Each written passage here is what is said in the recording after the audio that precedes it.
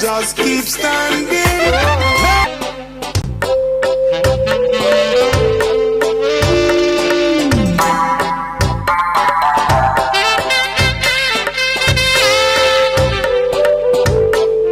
Good morning, good morning, good morning. It is December 22, 2022, day number 300 of week number 51. 97.26% of the year has come and gone. Of week number 51, 97.26% of the year has come and gone. Good morning to you wherever you are, the north, south, east or west. It's a special morning. This morning in the studios of Kyrie FM. As promised, joining us this morning, gentlemen, to make your quick introductions as our special guest is already in studio. Good morning, Honorable Prime Minister. I see you looking good. You are shining after this hard task of bringing us victory of the Labour Party. Good morning to everyone. And let me say thank you, Mr. Tit, for having the Prime Minister. Good morning, Mr. Prime Minister. It's a pleasure to see you, man. You look good, man. I don't know, man. It seems to me as you go on the battlefield, man, you're getting better every day. It's a pleasure to have you here in the house this morning, and let me just wish you the best for Rain and Sogo. Post-2022 general elections. Well, as you know, elections generally are a very tiring exercise. You know, having to be many places during the same night, you know, traveling, empathize with residents of the country who have been inconvenienced because of the shortage or the unavailability now of gasoline. Just to make it clear that all other petroleum products are available. Kerosene, jet A1 fuel, diesel, we have currently more than sufficient supply of diesel on the country. The challenge we have is with gasoline. We should have gotten a shipment last week, but because of the sea swells, the boat couldn't dock. And one has to appreciate that we don't have any region in the Caribbean boats just simply waiting there, and you can call them 12 hours and they show up next day. The transportation in the entire Caribbean is a very limited and challenging situation. So once you as an island you miss that scheduled docking, then it throws off all of your supplies. And the sea swells not only affect the docking of the boat bringing gas, also boats bringing supplies for Christmas and containers and etc., Christmas stuff and so forth. That was also affected. Now, if we look at the situation in the region, maybe every Caribbean country was affected by the sea swells into the supply. Antigua, where you have large storage capacity, they had an issue there with some of the products and other countries and so forth. So that's a challenge there we had. We had supplies, but once people hear that you may be going out, then there's a rush to the pumps, and in this fashion, even if the gas stations were rationing, you may come with your vehicle, but an hour later you come with 2 jerrycans of 20 gallons each, and then you buy gas that you do not need at the time. You stockpile. So there are a lot of people who stockpile, and this is a normal human reaction to circumstances like this. So I'm not chastising anybody. I'm not stating some of the facts and the circumstances. So you had a rush on there. So West Indies Oil, which brings in, they could not brought in for themselves. So what Petrocarib had, because Petrocarib now is supplying most of the Ruby's gas stations. So Petrocarib had to loan West Indies Oil some of its products and so forth. And so with the rush in buying, the panic buying, the stockpiling, then it certainly allow for what you had in stock to go much faster than on normal circumstances.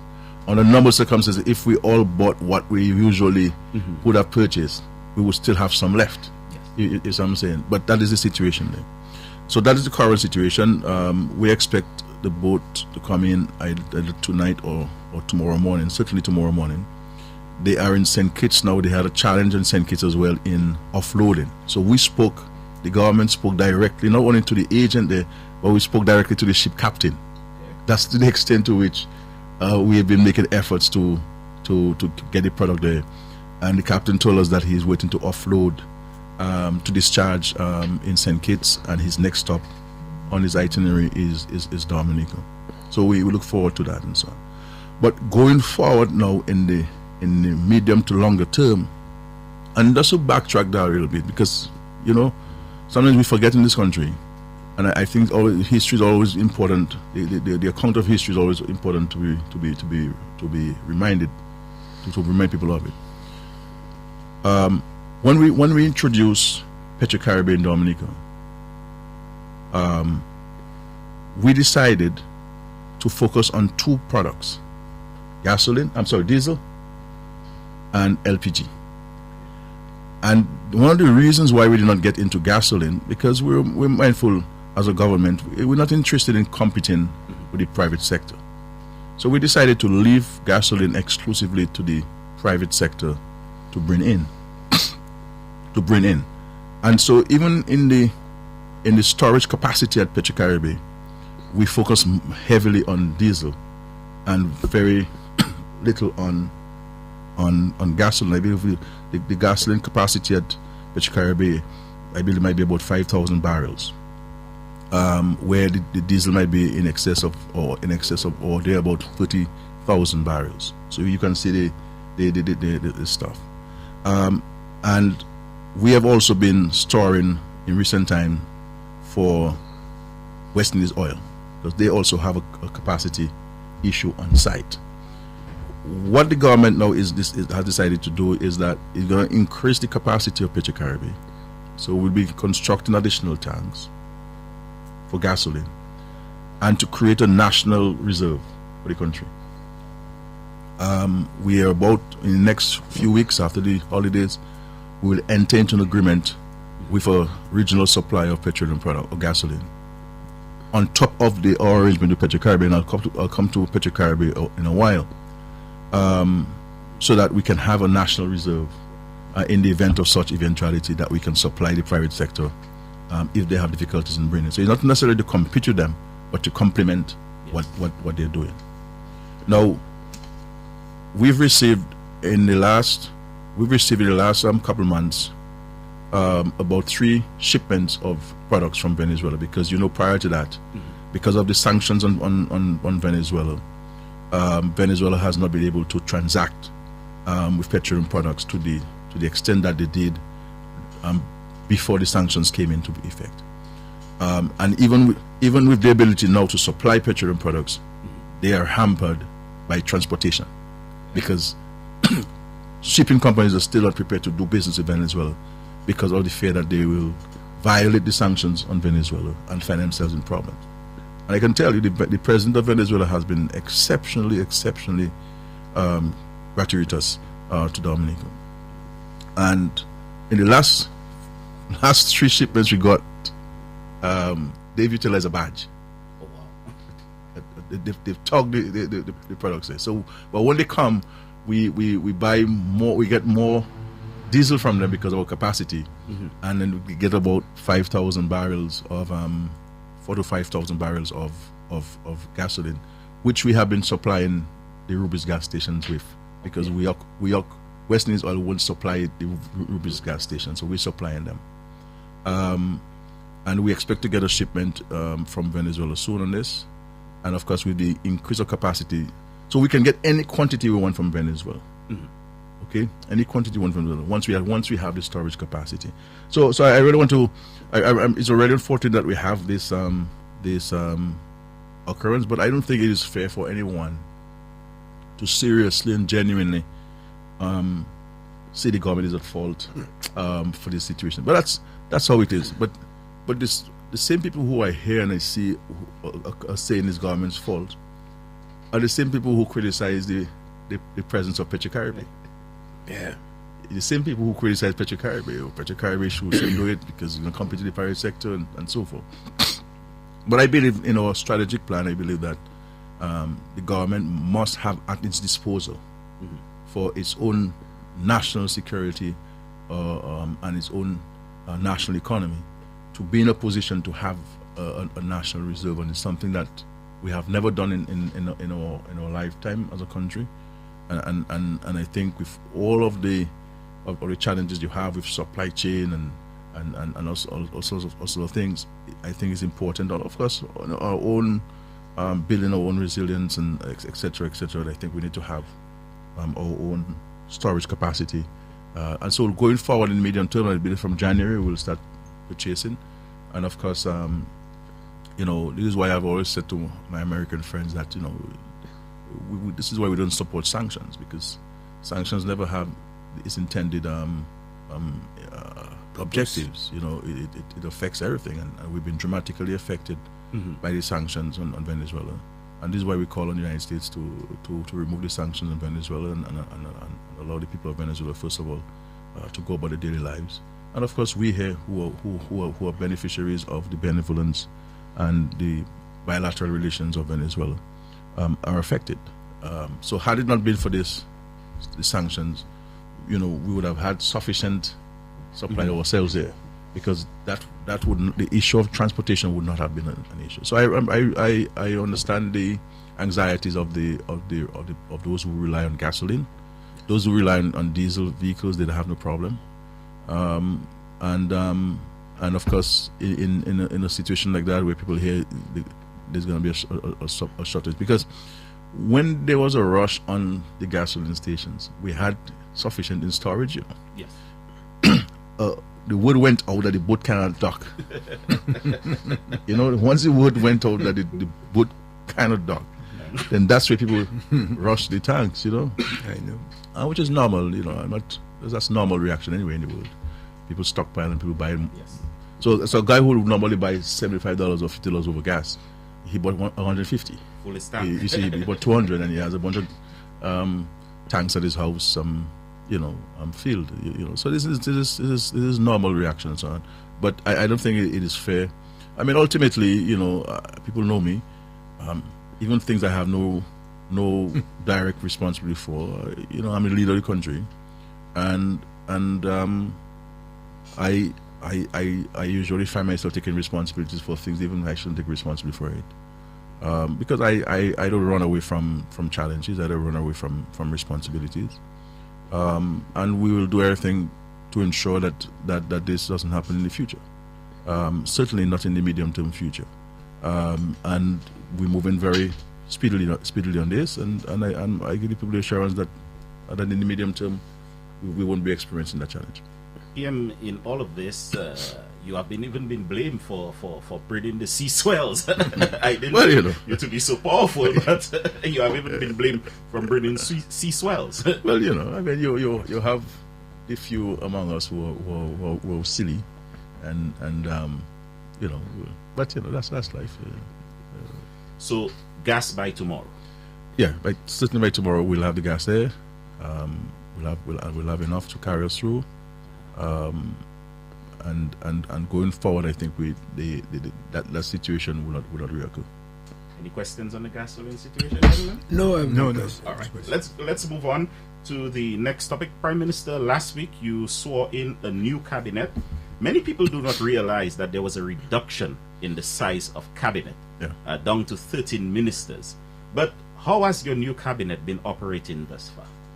Well, so far so good. I think everyone understands their responsibilities, where the country wants to get to, and understanding that there are some things that we may have to do slightly differently. You know, we're the leaders of the people and represent their interests, and there are some observations which they've made, which have merit in it, and this is why we're looking at them and seeking to not set aside programs, because we believe that the programs that the government has had in place have really assisted in transforming people's lives and reducing poverty and improving on the quality of life of the people. And so those programs and projects will remain. It is just now for us to fine tune the operations and the implementation, and to ensure that they're more efficient and people are more accountable. Those who receive benefits from the government are accountable, and make the proper use of those of those programs. So the governments there, you have the new ones who came in are very energetic. I think they are very keen on one, learning, and two, making a contribution. And of course, those of us who have been here before we're in the job already. Yes. The number of things happening and the number of things we're doing. For example, when I leave you here this morning, I have a meeting on the relocation and resettlement of Petit Soufriere and some parts of the southeast and the east of the country. Because as you know, we have to relocate a significant number of families in Good Hope, and at the process of relocating people. So the number of things that we're doing as we speak, and so the new cabinet, so far so good. As Labad would say, time will tell. But I think time will certainly give the government good grades. I am very optimistic about the future, and we look forward to the collaboration and cooperation of all the citizens of Dominican. Yes, and PM, your new cabinet in place. The first time so many women are part of the cabinet, and that is far exceeds what is set out by the United Nations SDGs.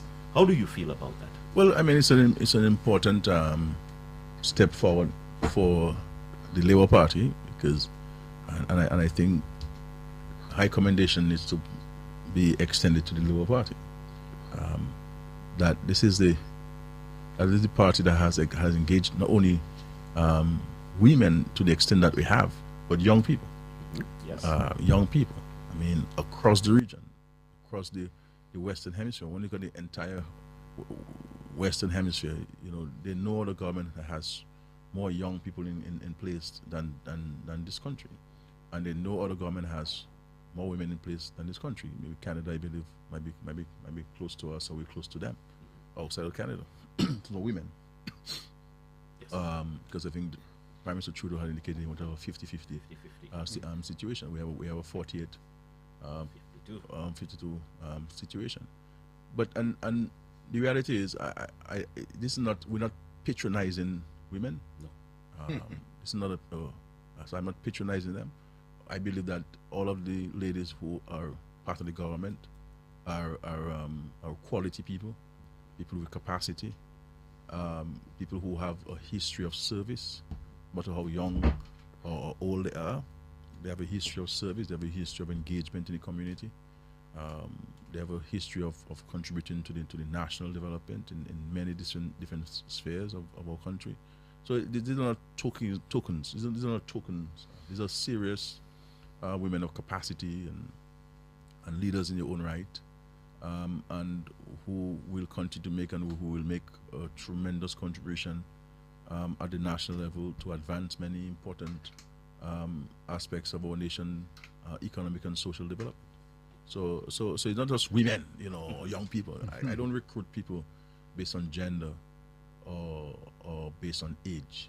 We recruit people who are genuinely who have a genuine desire to serve people, and to be at the service of people, and who have a track record of contributing. These are not people who are looking for a job.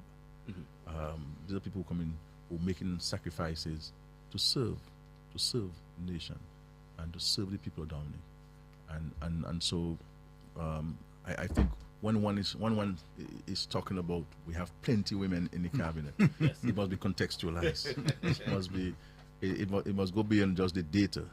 It must go to the point of capacity, contribution, and involvement to the community, etc., etc. So you have to define it. Yes.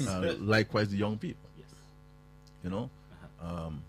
Last term, Well, first of all, the Labour Party has a history of having the youngest prime minister in the world, and so forth. So, and following from that, we had the youngest deputy speaker in the history of our country.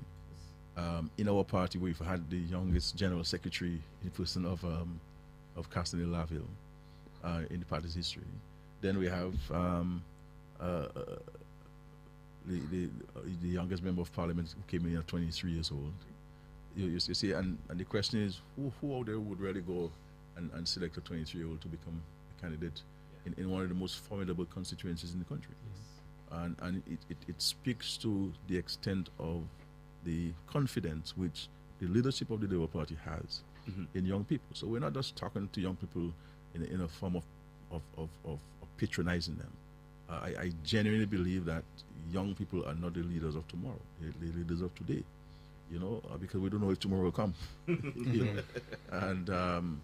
And from my standpoint, if the country had so much confidence to the point where it could have elected a 31-year-old to be the leader of the country, then I believe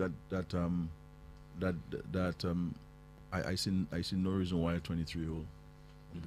Now, Prime Minister, the year 2022 started with the talk of the Future Housing Program. Where are we with this initiative by government? We're making advances. I mean, there are a number of things that are happening behind the scenes before you will see actual construction of the homes. We've done the surveys of the area. We've done the subdivisions of the area. We've done the topographical surveys of the location, and that's the first location in Warner.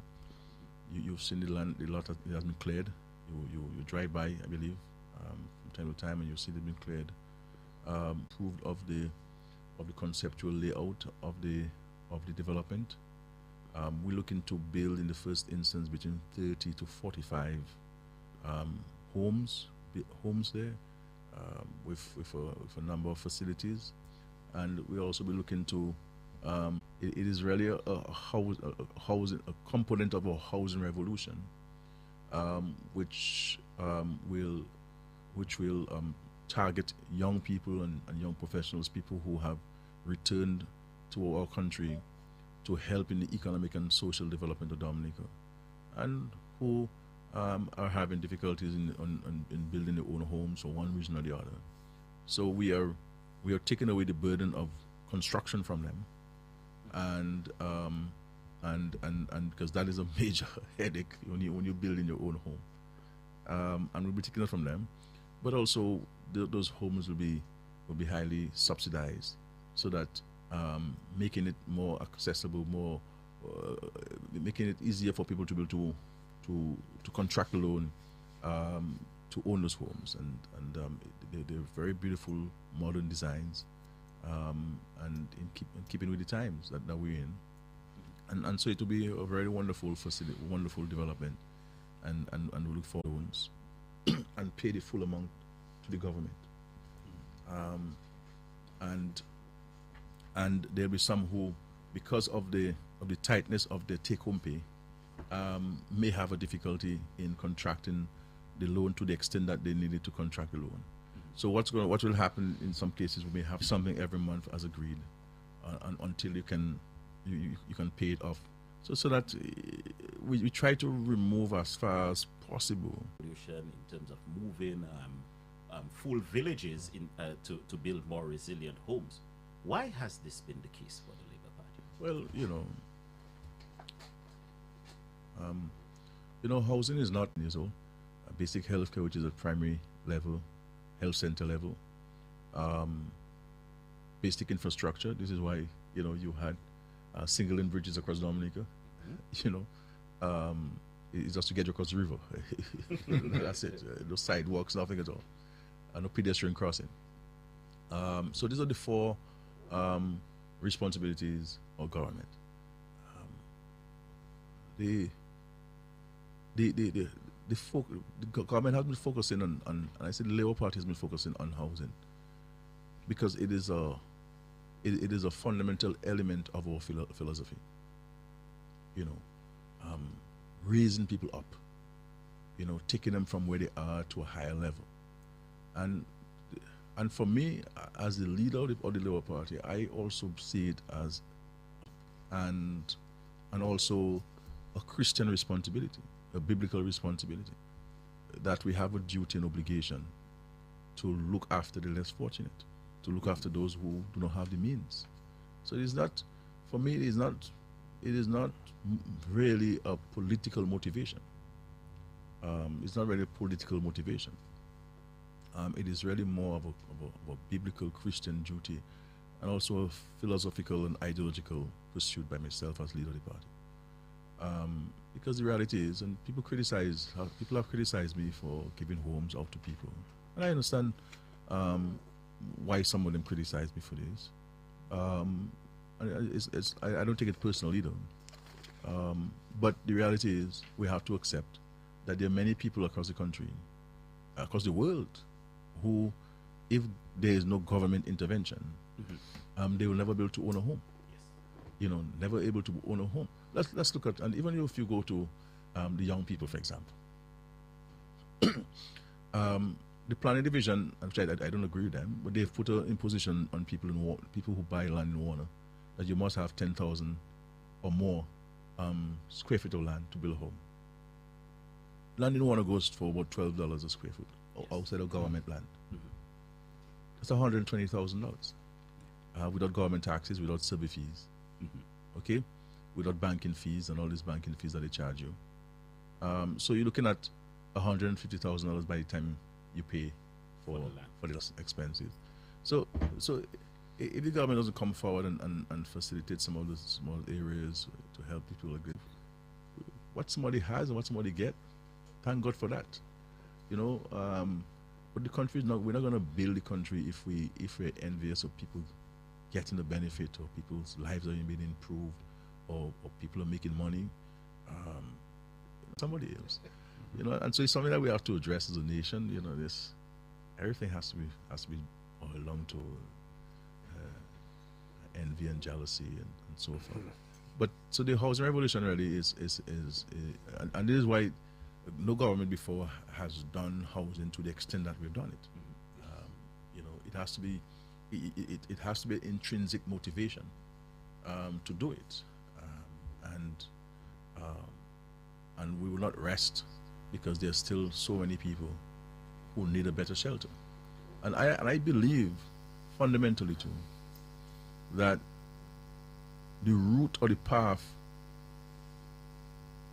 of addressing poverty is through housing. People say a job.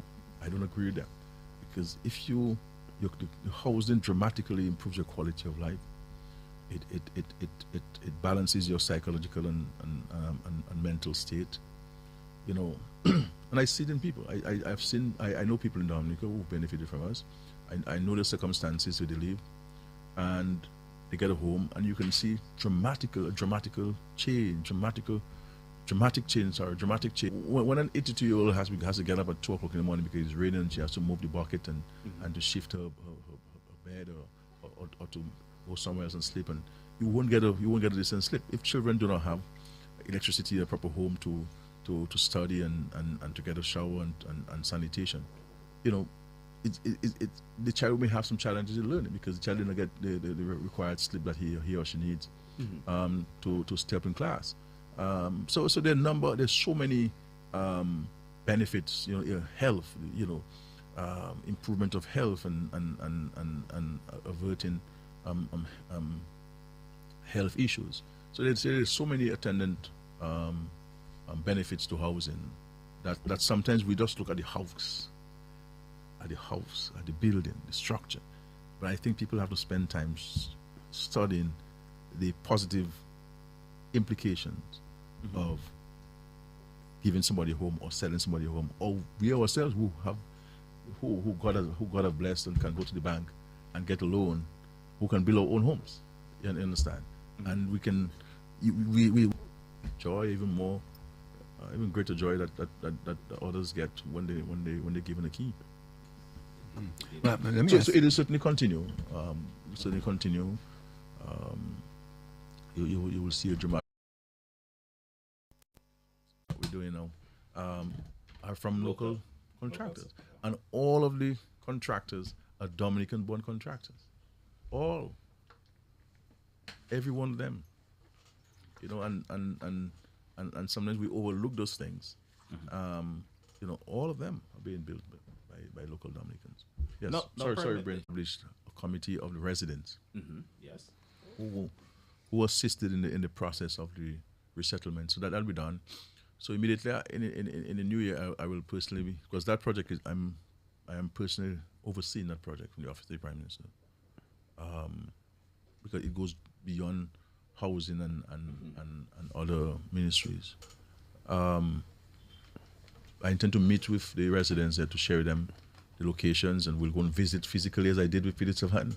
You know, I went on various locations and we walked it, and so I'll be doing the same thing in the new year with residents of the Castlebush constituency, to walk the areas and to see the areas and let us among ourselves determine which is the best location or best site to have the resettlement done. So that'll be done in the new year, so that we can advance the process. And because some of it is government land, some areas are government land, some areas are private lands.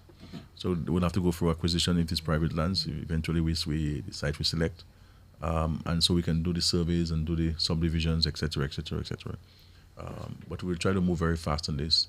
And of course, also to tell you, Daryl and colleagues, we'll also be advancing in a dramatic way the relocation of some residents of Campbell. Okay, and this is number one priority, I believe, for the new member of Parliament, Honourable Laville, and we have spoken about this already. We have the land for it. Yes. It should be right across the street from where we're doing the first phase of the future housing program. It is really wonderful land there. Yes. Really, I walked it myself, so I'm not talking about what somebody tell me. I walked it myself, and so we also be advancing this coming in the new year. Obviously, all of these things will be done in a stage basis as we agreed. The most vulnerable will be moved first. So certainly you may very well see the future housing and the construction for relocation of Campbell's start at the same time. Okay. Or maybe Campbell might even start before that. You don't know. But certainly this is a promise that we've made. Obviously we've been delayed by one issue or the other. But I want the folks of Campbell, and I'll do the same thing. We'll put a committee in place in Campbell, so that they're part of the process. They can review the drawings with us, review the floor plans, look at the conceptual drawings, etc., common site, and visit with us, and to satisfy yourself where you'll be relocating to, etc. So all of these things will be looked at in certainly in the new year, January for sure. PM, this was a question I was going to ask you about the relocation of the people of Campbell, but I suspected that you read my brain. As old people would say, you're a good guarde. And I've got the answer from you, so I rest the question. PM, what about the situation with pit latrines? I know they've made Calypso. What's the situation? Well, we still have some pit latrines, but we have, in a dramatic way, reduce the presence of pit latrines in Dominica. The one or two communities still have, and some of those communities because of land issues. The lots are too small to accommodate a pit latrine, and so you have this issue. So in some of those communities, we have to refashion, and of course because we build all of the homes we're building now. So for example, we have in the Carnago territory about 150 homes to build. We built quite a few of them already. Yes. But we're about 150. All of these homes have washroom. Every home we're building now has a washroom with it. So in that way we are eliminating as well the pit latrine presence in Dominica. 8:40 is the morning time. Our guest this morning, Prime Minister Honorable Roosevelt Skerrit, stopping by ahead of the 2022 celebration of Christmas, and it's good to have Prime Minister Skerrit in the studio. Prime Minister, with only 9 days left in the year 2022, what has been some of the successes and challenges for government in the year 2022? I mean, there are a number of them. The whole management of the economy, because sometimes we because the government does not speak sufficiently, or the government does not complain at all, we tend to take a lot of things for granted. We have to appreciate that the global economy, and then the 10-month-old Russia-Ukraine war has affected revenues, affected supplies of many important commodities, and Dominica itself has been affected. Dominica has been affected, but we have been able to keep the economy afloat and to do a number of things for our people, whether it's in healthcare, whether it's in public infrastructure, whether it's ensuring that we are able to continue to meet our commitments and send hundreds of young people to various universities across the world. Of course, housing is a major area.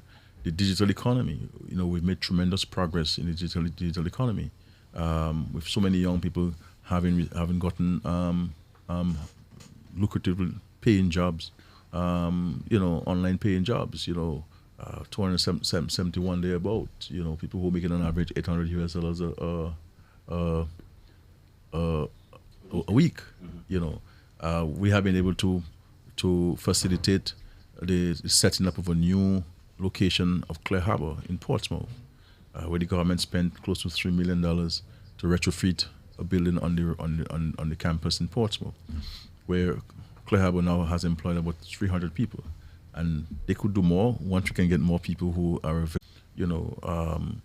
we've entities lauding Dominica for its tourism development and or attractiveness and declaring us to be the best country to visit, in 2022 and of course beyond.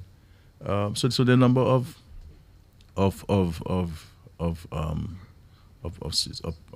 intervention that we made, we've retrofitted with the support of Japanese the fisheries complex in Marigot and Roseau.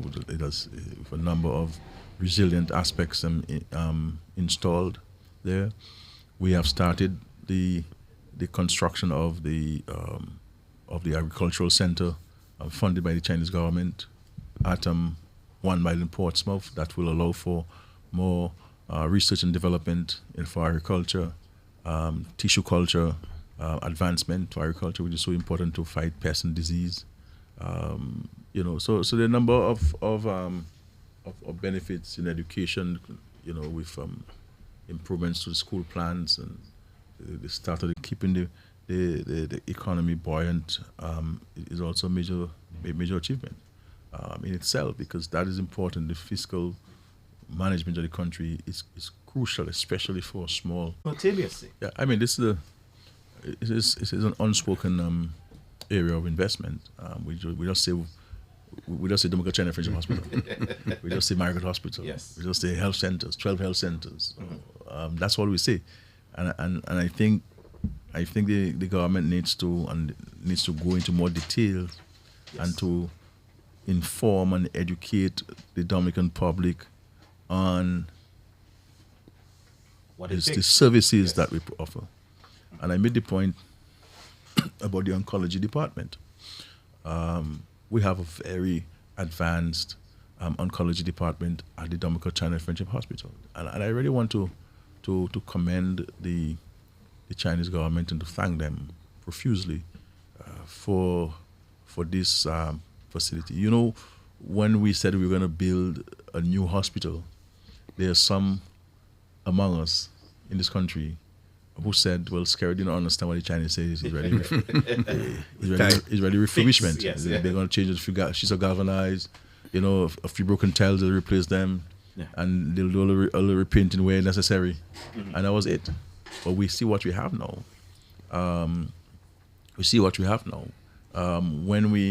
When we spoke about the HIFU machine, people laughed at me in the parliament, etc.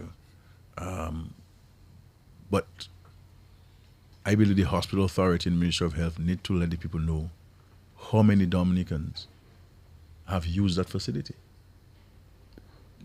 and to put a cost to it if they had to travel to the United States or elsewhere, Trinidad or wherever it is they want to go, for medical care, and to understand how much we're saving the treasury and how much we're saving individual families, but most important piece of equipment to treat you. The eye care clinic, eye care center is second to none in the region. Yes. You know, and even those who work there who don't support the government tell you that. You know, they say they whisper it, but they tell you it. You know, so you know, and you look at the center that provides services to the Dial Standard Friendship Hospital. We have to now speak to the details, and I was speaking to the former Minister for Health, Dr. McIntyre, and he's saying to me that the cancer treatment in US$ in the United States, the same treatment in Dominica is 2,000 EC dollars. Yes. You know, and this is what we said to the people of Dominica. We said to people of Dominica that we will build a modern healthcare system in Dominica to, if not eliminate, but reduce dramatically the need for our citizens to go elsewhere for medical care. But to focus on areas of consideration for us, and to put the financial and technical and human resources to those areas, so that you minimize, if not eliminate, the need for us to go overseas for medical interventions. And part of that too was to train people. So you have more Dominican consultant physicians and by the government. Yes. All. During my time. Yes. That is true. And then you hear people say, well, what's care doing for the young people?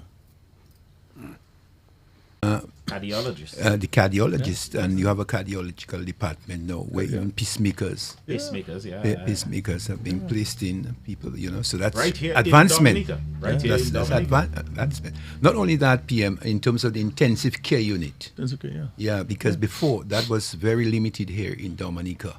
And now with But- the intensive care unit. Well, the point is, before 2005, we had none. No ICU. So some people talk as if, well, you know, when Scary came by, the Dominica streets were paved in gold and everything was in place and did all of these things. I mean, the point is, we inherited a country in serious difficulties. I mean, yes, there's still a long way to go, because as long as you're alive, sometimes we ourselves we take things for granted, and because we don't explain enough, we don't engage enough, and I think that's something where the government has to address. Next question. I want to compliment you for PM is the health which you now conceptualize as wellness centers. Yeah, so we have to focus our interventions more on prevention than treatment. And it is not that we have not been doing enough at the primary health care level. When the more developed a country gets, people have money. The pregnant women in Dominica go to private doctors. Yeah, that's a fact. You know what I'm saying? Have that. So while the significant amount of money is at the primary healthcare system, people bypass it. It's what I'm saying. You have a little problem, you a little pain, you go on to a private doctor. Whereas a nurse could have attended to you. You see what I'm saying? There should be no reason why a young lady in a village who is pregnant should not go to the health center to do a regular checkup, because there is nothing really a consultant doctor can do for you. Just nurses, just for the health centers, for the districts, but they're never utilized. So, for example, we trained nurses to deal with mental health patients in the communities. Yes. But they were never really utilized for a very long time, because they took them and brought them to the hospital. Yes. The hospitals. So we really have to, ourselves as citizens, to help ourselves, we have to make greater use of the primary health care first. So they refer to Rosa. But when you leave Penville and you go straight to a doctor in Rosa, Yes. and you bypass the wonderful nurses that we have in Penville, Uh-huh. and I have built this multi-million-dollar facility in Penville, then that's the challenge that you have. So we have to use, because when you look at the health centers across Dominica, it's really a handful of senior citizens who go there. Yes. Yes. Mm-hmm. You understand? Handful of senior citizens. The majority of us, we go straight to a private doctor. Not only in Dominica, but globally. Yeah? Yes. It's a global phenomenon. It's a global challenge. And we have to, as a nation, not only the Ministry of Health and the government, because they are doing their part in cutting down on sugar and the imported things that we eat, and really looking at our consumption practices. With more vehicles in Dominica, we walk. We don't walk anymore. Mm-hmm. Everybody wants to park in front of their businesses, in front of their workplace. Yes. So I mean, this is a normal and natural evolution as the country gets more economically improved and people have access to things and so on. That's normal. You go to the United States and so forth. So they ate healthier. Yeah. They were slim, they were healthy, and so forth. Then they got some jobs and they're working, and then KFC came in, and McDonald's came in the neighborhood, and people started feasting on these kind of things rather than the chicken in the yard. Yes. So you have that, and so if in exercise and to draw to our attention and to poke our consciousness of some things that we can do and we should be doing. Yes. To enhance our wellness and health as citizens and as a nation. And this thing costs money. It don't cost money. Walking don't cost you money. No. It saves you money. Yes, it saves money. And make use of the primary healthcare facilities. Yes. PM, I have a little concern. I live in an area which you call Emsal, and you know the situation in Emsal when rain is falling or we have bad weather. Many people have been when the government intended to I know. construct this bridge. And in addition to the bridge, you have to build very extensive river walls on both sides, especially on the Baffin State side. That is true. Paradise Valley, so you have to Yes, protect yes. those areas, and all those things. You have to sort of retrain the river a little bit.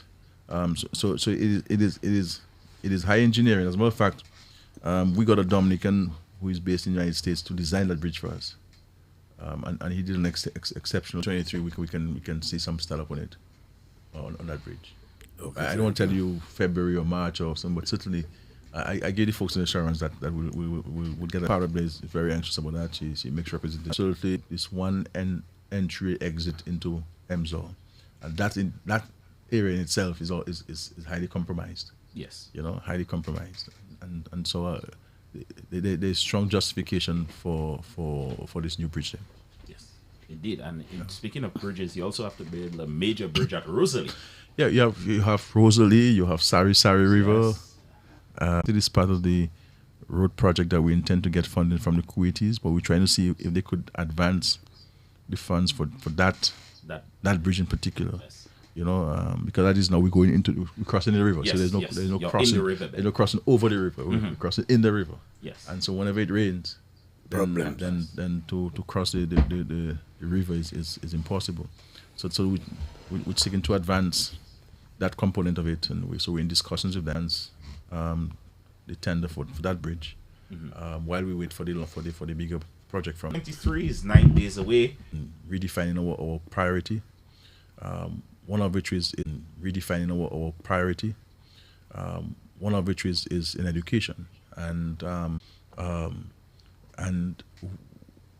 we have made tremendous progress in education. Let nobody kill us about this.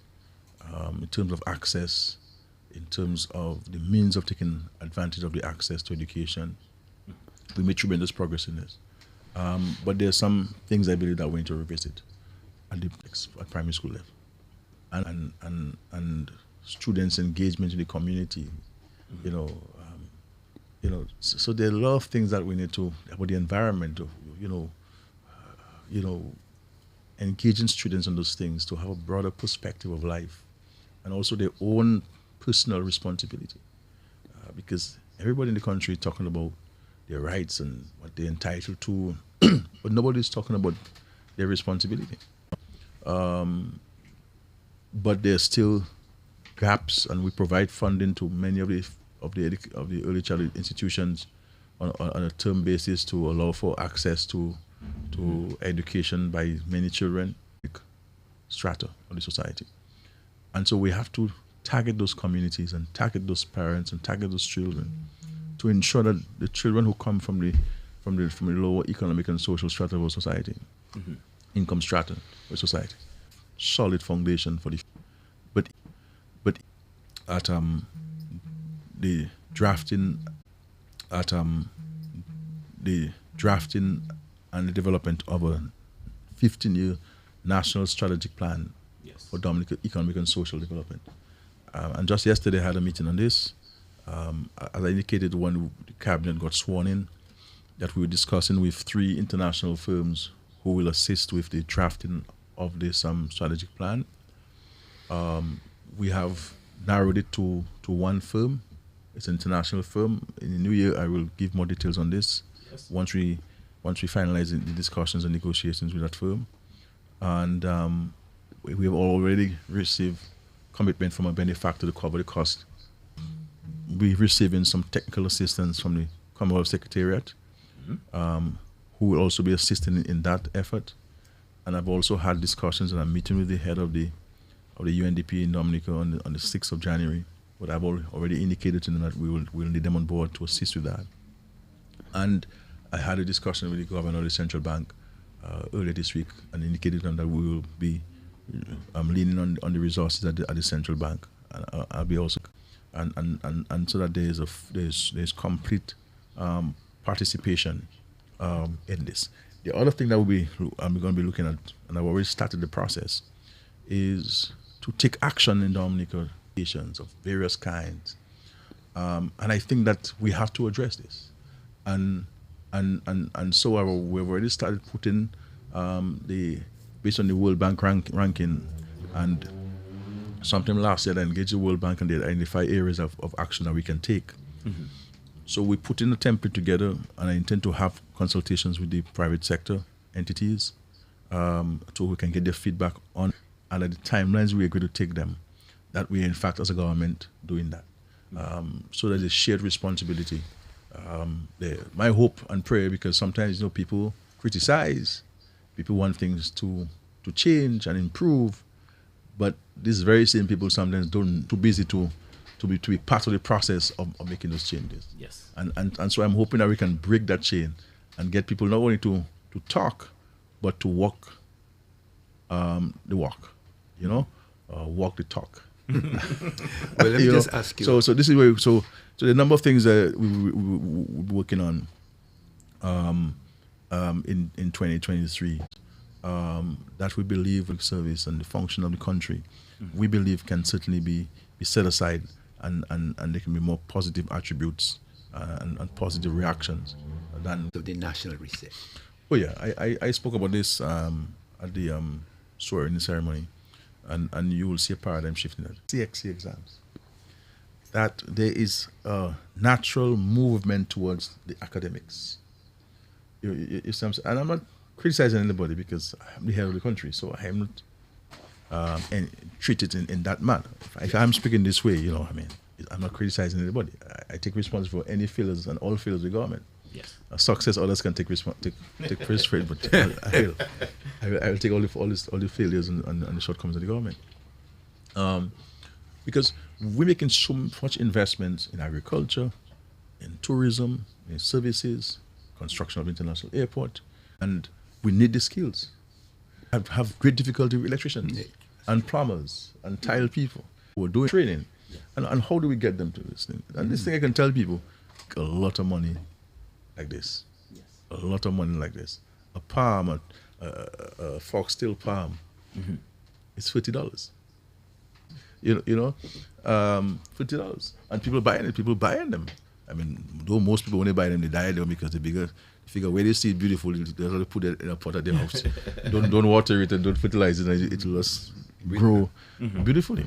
But so there's a number of the landscaping and providing services to these hotels on a contractual basis. But you have to have this. You have to have the skill. You have to have the knowledge of how to treat pests. And we have to now start on your training. And it doesn't have to be. It should not. It doesn't have to be, and it should not even be at the degree level. You understand? And even a number of us now, a number of citizens have the natural skills. They learned it and they're excellent. But guess what? They don't have a paper to say that I'm certified. You understand? And so we need to put these people into a classroom in my porch. You must be able to know, tell me how many times I was buy. You tell me,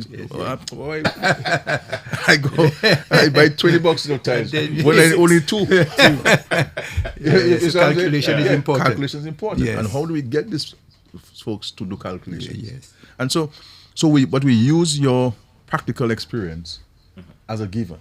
So you're on a job, you work on a job for a year, 5 or 8 hours a day, 6 hours, you can put the certificate, on the walls, and so it's something we're going to be looking very, very, very carefully, and the review of the curriculum. You understand? The review of the curriculum, and when I say about CXC, I'm not necessarily criticizing CXC because CXC, we're part of CXC, so it's not. I'm basically highlighting areas I believe, and we believe as a nation, that we need to renew with technical training. Morocco has been offering some help to train people. We can send people both to Morocco, and they'll send people here to Dominica in different areas. So there are people out there who operate to assist us in that endeavor. I think we just have to put the structure in place, put the resources in it, and put very clear timelines and targets in those areas so that we know whether we are achieving our objective. But this has to start. You get your certificate, and the state college would play a part in this. The state college. So the idea is that the state college would do the certification for people outside of the system. So this is why I have sent now adult education with back to education, because this links. There's a link. Things have changed a bit, and so for the focus is going to be slightly different. Moving forward in terms of bonding, you're spending a lot of money on educating people all over the globe. We are not getting the use of those people. So when I heard you in your address talking about bonding of students, that you give scholarship, and not only that, giving scholarship where the country needs it. What is your focus on that going forward? Well, ideological standpoint, I don't believe in bonding. But you see, I cannot always impose my personal views on the nation. The reality is, there are scores of Dominicans, my ideological views on the issue of bonding. The person simply turns it back on the country. And what is disheartening too for many citizens of Dominica is that you get a scholarship, $250,000. Okay, you don't come back. None of us come back, and that's okay. You get a job somewhere. Thank God for that. But sometimes these people have some of the worst things to say about Dominica. Yes. It's true. But we have a child in Yampis who can't go to preschool. We give it $200,000. You understand what I'm saying? And I think Dominicans have to be way more appreciative than we currently are. We can't see we train people, for example. Here they train them. The moment they get a certificate, they leave. Because they apply to a job in England as a nurse or somewhere. And so, which is fine, you want to go. This is a democracy, this is a free country, people. But at least you know that you owe somebody. And because this is a challenge for all economies in the world. People study what they want and not where they see the opportunity. And I keep telling people who come to me, I say, when you go to university, going to university is an investment. Getting a degree is an investment. And therefore there must be a return. In, for example, survey in the government system. Every piece of land the government buys, no matter how big or small it is, or is selling, it must survey it. So we bought 550 some square foot surveyor Robinson. great respect for him and his commitment to our country. But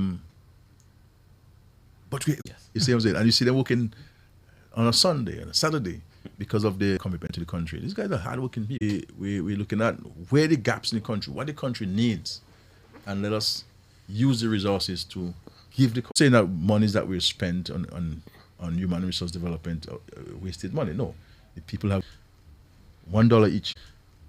$1 each. You understand? $1 each. Then we can see better results or more results or greater results. So this is so it's really the whole national research too is an opportunity for the government to and pay greater attention to expressions of the people of the Dominica, and to engage them a little more. But it's important that the people make the time to be engaged, because people like to criticize, but when you call them to work, boy, I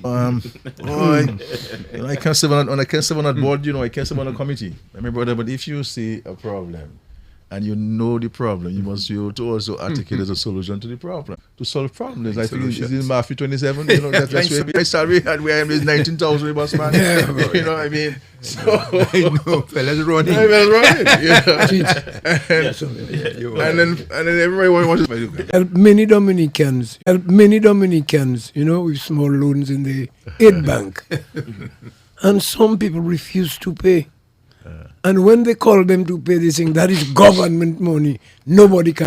Why? Because when we give aid bank contracts from the CDB or from the bank Bandes in Venezuela or elsewhere, European Investment Bank, it's a sovereign, and so it's important for us, and of course we cannot continue they should get the money, but it's a financial institution, and if we want to do things, they should get the money. But it's a financial institution, and if we want to do things right, and we always want to say we want to do things right and proper, then we have to follow the rules. We are aid bank. These are that we should be making the same money too. We have to work diligently. We have to be more productive in our country, more respectful of customers. Too many parts of Dominica we go, businesses we go to, public offices we go to, and people are vexed people are insulting people.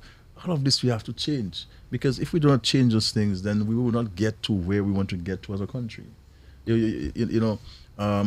Parents cannot just and be the teacher can solve all your child's learning problems. No, we have to get involved. We can't go to the hospital and we're mashing up the hand sanitizer dispensers, and or we mash up the toilet because we just have bad mind in our heads in this country. We break this stuff when we go to school. But that's the children's chairs and desert children use at school. When you mash them up, what's going to happen? It's something. Written word. If you're not competent to interpret the word, then just read it. Doing its own introspection, and we're doing so in a dispassionate manner. We're doing so in it's something that we have to spend and sign no documents of commitment to use it for what you got it for, and report back to us. Show me records how you spend that $20,000. This idea of you coming to a ministry and getting $20,000 and you going at your home with it, and next day you posting pictures on Instagram and WhatsApp status you in St. Martin on front street A, B, C, and D. We have to come in to see you. You have to give us a report. Yes. Give us the receipts of what you purchase. Show me how you spend it. Show me how it has improved your business. We can't spend $20 million on small business and people saying, what's carried in boy, spoiled boy, all the money, the CBI boy, and all of the CBI money that we're giving to you. We can't give you a house and you mash it up with no flowers around your head and place untidy. No. These things have to stop. So I'm saying the government is going to be doing a dispassionate thing, and we're not doing so to disrespect anybody. We're doing so to put things in a better state instead. And I'm leading. This is why I have relieved myself of a number of administrative duties in the government and get to all the ministers to do, because I want to dedicate most of my time to advancing those things. And because those things, while they may not be money generating things, but they're things that can cause the country to be way better off than it is currently, and now in the future, and even save us some money. Indeed. So but there has to be accountability. People believe the only person who has to account in the country is Roosevelt Skelly, Prime Minister. Every one of us must account. Yes. Every one of us must account. And differently which revolves around accountability and transparency. 873384487339. Already someone on the telephone. Again, we're going to keep it very short. We do not have a lot of time left on the program this morning. We have to keep it very short. So first caller on the... I am going towards my grave now. I'm not coming happy. Pierre, I love you so much. I don't know what to say. Pierre, I love you so much. I don't know what to say. If I say plenty things, I will get emotional. And what I yes. help yourself and your family. Don't eat too much meat, not Pierre. I don't want you to come fat. I don't want to come fat. Yeah. I wish I would see you. Thank you. Thank you. Mr. Tit, Yes. Modo, we'll talk. have a blessed day. All right, then, Modo, we'll... Dominic over the years and so on. You see, there's a situation in Dominica where there's a profound sense of selfishness and greed in Dominica. That there are some people in this country who believe that only they should have and only they should make, and the ordinary Dominicans should be given opportunity. When every one of those main businesses in Dominica have expanded, every one of them, into other areas, they never existed when we look for example, across this country. Everybody, the country, we're not saying that the country is where we all wanted to get to, but we cannot want to set aside the greater good of the country for our own selfish endeavors. Look at what we've done with COVID. The tens of millions we spent in 1.5 years of COVID. We spent $100 million. We had a massive program and project to treat people who were contracted with COVID. That was the only country. John Keller. You know, it's really disheartening to see this selfishness, and that's the problem. We have to address this. It's a cancer in society. To build, no, like London, we should not have improved the road access to the Melbourne. I should keep all the narrow roads that Mr. gave us there in his feeder roads and so forth. The roads are narrower when Mr. build them than when when we come into school, we have to go directly to church school. Yes. I had to as a lecturer, but we can't. It can't be so. So that's what society. I'm very sad by this attitude of some people. You know, I'm not a judge who will come to judge the living and the dead. But this selfishness in this country is just ridiculous, and all these things. I don't. You are clean and true. I am subject to anybody. People can say what they want. People can have all kind of innuendos out there if they want. The way you tell this here is going to give me that and I'll give you that. No, I don't get. And then we sit down and criticize what people are working hard to do. The public servants are not. I mean, there's a lot of challenge in the public service, but we cannot say that the public servants are not doing diligent work. Yes, we have challenges at the hospital, but we cannot say that the doctors and nurses are not doing diligent work. We get in shape, but but there's a lot of we're doing. The education system in Dominica has made tremendous at Harvard University. The Dominicans who have left the state college in Dominica get access to Harvard University and Yale and busting people tail. We're not making changes because things are not working and we have made no progress. In everything, after a while, you have to do an introspection, you have to do evaluation, and where you think you fall short, you improve, and where you feel you're doing well, you build upon it. Well, I don't owe nobody nothing, so I can speak very firmly and strongly to anybody in this country. I ain't afraid of nobody. But I hate it when people want to denigrate this country. We have to stand for our country. We have to. People who are grateful for what happened in the country, people who have received nothing from the Treasury of Dominica. I will deal with them when it comes to thing. I'll deal with them. Let's go back to the telephone on the local line. Missed that call there on the local line. Let's try this line on the local line. Good morning. Hello, good morning, To you. Prime Minister. PM, you have been doing an excellent job. Foundation for you to start in the first place. But you take Dominica. Can we supply the nation with potable water? Yes. Yes. We can't be importing fine by all the time.